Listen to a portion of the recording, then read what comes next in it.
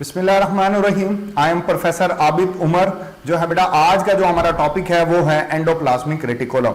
चलें इसको स्टार्ट कर लेते हैं। देखो बेटा एंडोप्लाज्मिक रेटिकुलम, सबसे पहले तो जो चीज इसमें बताई जाती है बेटा वो इस वर्ड का मीनिंग है। देखें यहां पर ये जो वर्ड एंडो है इसका मतलब होता है इनसाइड। क्या मतलब होता है? इनसाइड। ठीक हो गया। और ये जो वर्ड इसके अंदर प्लाज्मिक का इस्तेमाल हुआ है, बेसिकली इसका मीनिंग होता है साइटोप्लाज्म। ठीक हो गया, साइटोप्लाज्म। और ये जो नेटवर्क का वर्ड इस्तेमाल हुआ ना बेटा रेटिकुलम, इसका मतलब होता है नेटवर्क। असल में एंडोप्लाज्मिक रेटिकुलम एक मेम्ब्रेन का एक नेटवर्क होता है जो कि स्टार्ट होता है न्यूक्लियर एनवेलप से। कहां से ये शुरू होता है? ये न्यूक्लियर एनवेलप से स्टार्ट होता है। ठीक है, एक साइड के ऊपर ये न्यूक्लियर एनवेलप से कनेक्टेड होता है और दूसरी साइड के ऊपर ये कनेक्ट होता है सेल मेम्ब्रेन से। ठीक है, अपने इसी प्रॉपर्टी की वजह से ये सेल को मैकेनिकल सपोर्ट भी प्रोवाइड करता है।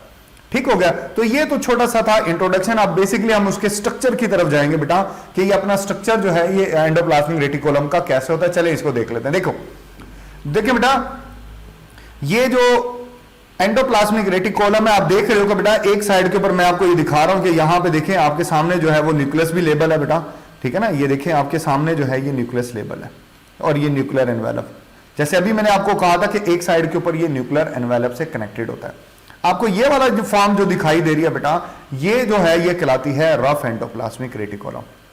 इसको रफ क्यों कहते हैं? क्योंकि इसके ऊपर राइबोसोम होता है। आपको ये ग्रेनुलर फॉर्म के अंदर जो है ये आपको जो है बेटा ये राइबोसोम दिखाई दे रहे होंगे, क्योंकि इसकी सरफेस के ऊपर राइबोसोम अटैच होते हैं। तो दैट्स व्हाई इसको जो है बेटा वो रफ एंडोप्लाज्मिक रेटिकुलम और RER भी कहा जाता है। जबकि ये वाली जो फॉर्म आपको दिखाई दे रही है जो सेल मेम्ब्रेन वाली साइड पर होती है, ये बात आपने याद रखनी है। न्यूक्लियर एनवेलप वाली साइड के ऊपर जो है बेटा वो जो राइबोसोम जो है बेटा वो रफ एंडोप्लाज्मिक रेटिकुलम होता है जिनके ऊपर राइबोसोम होता है। जबकि जो सेल मेम्ब्रेन वाली साइड होती है उस साइड के ऊपर बेटा स्मूथ एंडोप्लाज्मिक रेटिकुलम होता है। स्मूथ ये इस वजह से क्योंकि इसके अंदर राइबोसोम एब्सेंट होते हैं।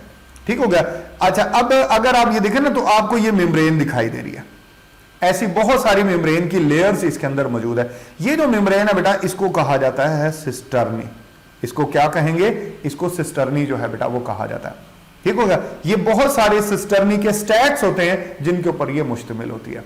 ठीक हो गया। चले मैं अब आगे मूव कर रहा हूं। उसके बाद नेक्स्ट जो है बेटा ये जैसे अभी मैंने आपको कहा कि ये टू फॉर्म्स के अंदर होता है, रफ फॉर्म के अंदर होता है, स्मूथ फॉर्म के अंदर होता है। और स्मूथ फॉर्म के अंदर जो है बेटा ये जो है ये राइबोसोम जो है वो एब्सेंट होता है। सबसे ज्यादा जो MCQs जो है बेटा जो रफ एंडोप्लाज्मिक या स्मूथ एंडोप्लाज्मिक रेटिकुलम में से आते हैं वो इनके फंक्शंस में से आते हैं।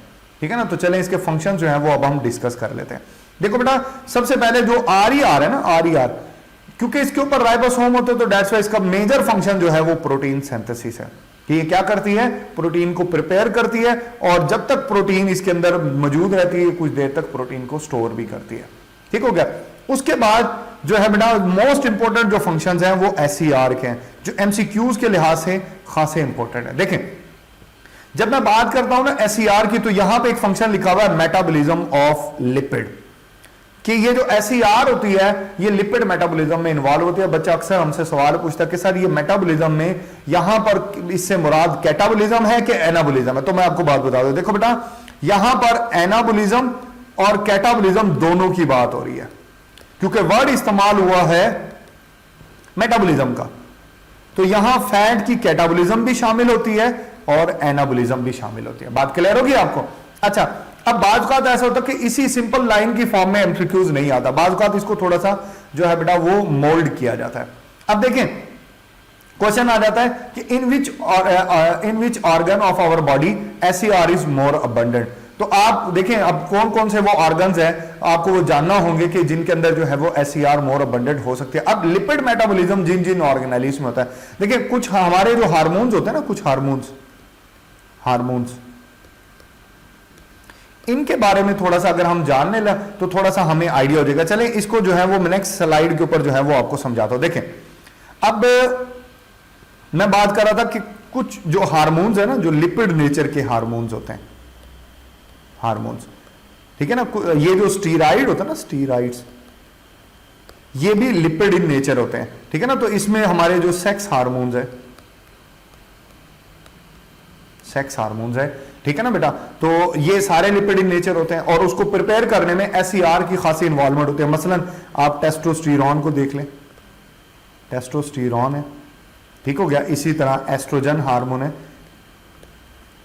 ये जो है बेटा वो टेस्टिस के अंदर प्रिपेयर होते हैं और आप ये जानते हो कि ये ओवरी में प्रिपेयर होता है, ओवरी रिलीज करती है। तो इन ऑर्गन्स में एसईआर जो है बेटा वो अबंडेंट होगा, ये बात आप याद रख सकते हो, ठीक हो गया। इसी तरह अगर आप जो है बेटा मैं जो है और आपको अगर बात बताऊं, देखें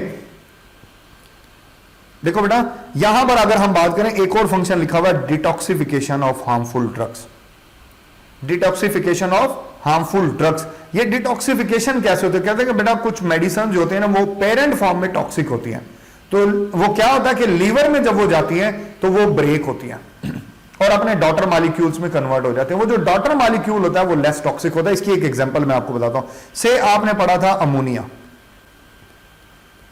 अमोनिया लीवर जो है वो उसको कन्वर्ट करता है यूरिया में। ऐसे ही होता है ना कि अमोनिया को जो है वो यूरिया में, आप जानते हो कि अमोनिया मोर टॉक्सिक है और यूरिया जो है वो लेस टॉक्सिक है। तो ये एक डिटॉक्सिफिकेशन की एग्जांपल है और ये फंक्शन लीवर में होता है। तो यहां से हमें आइडिया हो जाता है कि एसईआर लीवर में भी अबंडेंट होती है। दूसरा, क्योंकि लीवर जो है वो हमारा मेटाबॉलिक स्टेशन है और मेटाबॉलिज्म के लिए जितने एंजाइम रिक्वायर्ड होते हैं वो भी एसईआर ही प्रोवाइड करता है। तो अब हमें ये दो थोड़ा सा आइडिया होने लगा है कि जनाब वो तमाम ऑर्गन्स जहां पर लिपिड बेस्ड हार्मोन प्रिपेयर होते हैं वहां पे भी, और जो मेटाबॉलिज्म या डिटॉक्सिफिकेशन में जो ऑर्गन इन्वॉल्व होते हैं वहां पर भी एसईआर जो है वो मोस्ट अबंडेंट ऑर्गेनली होती है, सबसे ज्यादा जो है ये पाई जाती है। फिर उसके बाद बेटा एक और बड़ा इंपॉर्टेंट फंक्शन लिखा हुआ कि SER in muscle cell and nerve cell is responsible for the transmission of nerve impulse. ये क्या फंक्शन है, ये किस तरीके से होता है बेटा, ये भी मैं आपको बता देता हूं। देखें जब हम बात करते हैं एसईआर की तो अभी ये बात हुआ कि देखें बेटा ये एसईआर जो होता है ना ये मसल्स के अंदर, किसके अंदर, मसल्स के अंदर ये थोड़ी सी मॉडिफाइड फॉर्म में होती है, that will be a sarcoplasmic reticulum की फॉर्म में, ठीक है ना। मसल्स में ये थोड़ी सी मॉडिफाइड होती है और यहां पर ये कैल्शियम आयन को स्टोर करती है। क्या करती है, कैल्शियम आयन को स्टोर करती है। ये बात आपने स्लाइडिंग फिलामेंट मॉडल में पढ़ी हुई है। अब ये जो कैल्शियम आयन है ना बेटा, कैल्शियम आयन ये नर्व इंपल्स ट्रांसमिशन में इन्वॉल्व होता है। जब मैं आपको साइनेप्स का टॉपिक पढ़ाऊंगा ना तो तब मैं इसका रोल आपको बताऊंगा। नर्व इंपल्स ट्रांसमिशन करती है साइनेप्स में, साइनेप्टिक वेसिकल्स कैल्शियम आयन के बगैर ब्रेक नहीं होते, तो नर्व इंपल्स ट्रांसमिशन में इसकी इन्वॉल्वमेंट होती है। इसके अलावा ये आप जानते हो ये मसल कंट्रैक्शन में भी इन्वॉल्व होगी, इसके बगैर मसल एक्टिवेट ही नहीं होता है। एक्टिन जो है ट्रोपोनिन के साथ जब तक ये अटैच नहीं होता, ट्रोपोमायोसिन डिस्प्लेस नहीं होती, एक्टिन की जो बाइंडिंग साइट है वो एक्सपोज नहीं होती। ये बात आपने स्लाइडिंग फिलामेंट मॉडल में पढ़ी होगी। तो मसल कंट्रैक्शन के अंदर इसकी इन्वॉल्वमेंट होती है। नर्व इंपल्स ट्रांसमिशन में जो है वो यहां पर इसकी इन्वॉल्वमेंट है। ये जो है बेटा वो एसईआर के मेन फंक्शंस होते हैं। अच्छा, इसके अलावा आपको बेटा एक और बात बताता हूं, ये जो आरईआर है ना, आरईआर और एसईआर है, इसके कुछ फंक्शंस कॉमन भी हैं, ये भी बात आ जाती है। इन दोनों के कुछ फंक्शंस कॉमन भी है। दो फंक्शन है बेटा जो इनके कॉमन होते हैं। वो पहला फंक्शन तो है मैकेनिकल सपोर्ट, ये कॉमन फंक्शन है, ये आपको याद रखना है, ठीक है ना। ये कॉमन फंक्शन है, ये दोनों का ही है, आरईआर का भी है और ऐसे, क्योंकि आपको मैंने बताया था कि एक साइड के ऊपर ये न्यूक्लियर एनवेलप से और दूसरे साइड के ऊपर सेल मेम्ब्रेन से जो है बेटा वो अटैच है, तो दोनों साइड से ये जो है वो सपोर्ट प्रोवाइड करती है। नंबर दो, कुछ हद तक इन दोनों की इन्वॉल्वमेंट सेल ट्रांसपोर्टेशन में होती है कि सेल के अंदर या सेल के बाहर को चीजें जो मूव कर रही होती हैं उनके अंदर इन दोनों की जो है वो इन्वॉल्वमेंट होती है। जो प्रोटीन आरईआर में बनती है, आरईआर से फिर वो एसईआर में जाती है, तो दोनों का कहीं हद तक जो है बेटा वो ट्रांसपोर्टेशन में भी किरदार है। तो ये दो फंक्शन ऐसे हैं जो एसईआर और आरईआर के जो है बेटा वो कॉमन है। हमने एंडोप्लाज्मिक रेटिकुलम के जितने एमसीक्यूज के पॉइंट थे कोशिश किया कि उनको हमने डिस्कस किया है। हम आगे मूव करते हैं, नेक्स्ट ऑर्गेनेली स्टार्ट करते हैं। देखो बेटा नेक्स्ट जो ऑर्गेनेली है ना वो है राइबोसोम। वो कौन सी है, वो है राइबोसोम। ये जो राइबोसोम होती है ना ये नॉन मेम्ब्रेनस ऑर्गेनेली है। ये वो पहली ऑर्गेनेली है जो नॉन मेम्ब्रेनस होती है, क्योंकि ये ना छोटा सा ग्रैन्यूल होता है, देखो ना दिखाई दे रहे हैं आपको, ये इसके अंदर ये छोटे छोटे ग्रैन्यूल होते हैं, ग्रैन्यूल बॉडी होती है। तो इसके इर्द गिर्द कोई मेम्ब्रेन नहीं होती, जबकि ये जो एंडोप्लाज्मिक रेटिकुलम अभी हमने पढ़ा है ये सिंगल मेम्ब्रेनस ऑर्गेनेली होती है। और आपको बता दूं उसकी जो मेम्ब्रेन थी उसको हमने सिस्टर्नी बोला था। तो इसकी डिस्कवरी भी आपको याद करनी है बेटा कि प्लेडे ने इसको डिस्कवर किया था और 1955 के अंदर ये डिस्कवर हुआ था। ठीक हो गया। चलें कुछ और बेसिक बातें जो है वो अब हम इसकी डिस्कस करते हैं। देखें, ये जो राइबोसोम होता है बेटा, इसके दो सब यूनिट होते हैं, एक होता है स्मॉल सब यूनिट और एक होता है, ये आपको लेबल भी किया हुआ है, स्मॉल सब यूनिट और it will be a large सब यूनिट। और इन दोनों की अटैचमेंट को कंट्रोल करता है मैग्नीशियम आयन। कौन कंट्रोल करेगा? मैग्नीशियम आयन जो होता है, ये दोनों सब यूनिट की जो है बेटा इसको वो कंट्रोल करता है। ठीक हो गया। आपको अगर मेरा जो है बेटा वो दूसरा जो लेक्चर है वो अगर याद हो, उसमें मैंने आपको बताया था कि प्रोकैरियोट्स में और यूकैरियोट्स के अंदर राइबोसोम्स कैसे होते हैं। मैंने आपको कहा था कि प्रोकैरियोट में ये 70s का होता है, जबकि यूकैरियोट में ये 80s का होता है, लार्ज। और ये कैसे बनता है? ये 30s प्लस 50s के मिलने से बनता है। और ये जो है बेटा वो 40s और 60s के मिलने से बनता है। रीजन मैंने बताई थी कि 10q कम हो गया कि जब ये दोनों एक दूसरे में मर्ज होते हैं तो बेटा कुछ हद तक इनकी डेंसिटी जो है वो कम हो जाती है। ये बात मैंने आपको बताई थी। अब ये जो राइबोसोम होता है ना बेटा, राइबोसोम होता है, इसकी अगर हम बात करें ना तो ये टू फॉर्म्स के अंदर पाया जाता है। ये बेटा ये जो है ना राइबोसोम, अगर आप इसको देखो ना तो ये टू फॉर्म्स के अंदर है। ये फ्री भी है और बाउंड भी है। फ्री भी है। फ्री जो है ना बेटा ये डिस्पर्स होता है, कहां पर डिस्पर्स होता है? साइटोप्लाज्म में, साइटोप्लाज्म में। जबकि जो बाउंड है, आप जानते हो कि अभी हमने पढ़ा है कि वो RER के साथ बाउंड होता है। दो तरह का राइबोसोम होता है, एक फ्री राइबोसोम होता है जो डिस्पर्स होता है साइटोप्लाज्म में, और दूसरा बाउंड होता है जो RER के साथ जो है बेटा वो अटैच होता है। ठीक है ना, ये बात आपको याद रखनी है। आगे चल के मैं जब इनका फंक्शन आपको बताऊंगा बेटा, इनके फंक्शन के हवाले से अगर हम बात करें तो ये जो फ्री और बाउंड राइबोसोम है, क्या इनके फंक्शन में कोई फर्क होता है? बिल्कुल। देखो बेटा, दोनों तरह के राइबोसोम बनाते तो प्रोटीन है, ये बात तो कॉमन है। दोनों ने बनानी, it is a factory to prepare the protein. दोनों ने प्रोटीन बनानी है, लेकिन यूजुअली ऐसा होता है कि जो फ्री जो राइबोसोम है, जो साइटोप्लाज्म के अंदर मौजूद है, वो प्रोटीन बनाएगा जो यूजुअली सेल के अंदर ही इस्तेमाल हो जाते हैं। जो सेल को खुद अपने लिए चाहिए प्रोटीन, वो जो है बेटा वो बनानी है, जो है बेटा वो साइटोप्लाज्म में जो डिस्पर्स राइबोसोम है उसने। जबकि मोस्टली ऐसा होता है कि जो प्रोटीन उसको सेल से बाहर जो है बेटा वो ट्रांसपोर्ट करनी है, मोस्टली वो प्रोटीन जो है वो बाउंड जो राइबोसोम होता है वो उसको प्रिपेयर करता है। मैं उम्मीद कर रहा हूं कि आपका ये पॉइंट क्लियर हो गया होगा। प्रोकैरियोट और यूकैरियोट वाली बात जो है बेटा वो मैं अब कर चुका हूं। सिंथेसिस वाली बात जो है ना वो बड़ी इंपॉर्टेंट है। सिंथेसिस वाली बात पर मैं आ जाता हूं। देखो बेटा, ये जो यूकैरियोट होता है ना, यूकैरियोट्स जो होते हैं, इसके अंदर जो है बेटा ये राइबोसोम जो है बेटा न्यूक्लियोलस के अंदर बनते हैं। किस में बनते हैं? ये न्यूक्लियोलस में बनते हैं। ठीक है, बात याद रखिएगा।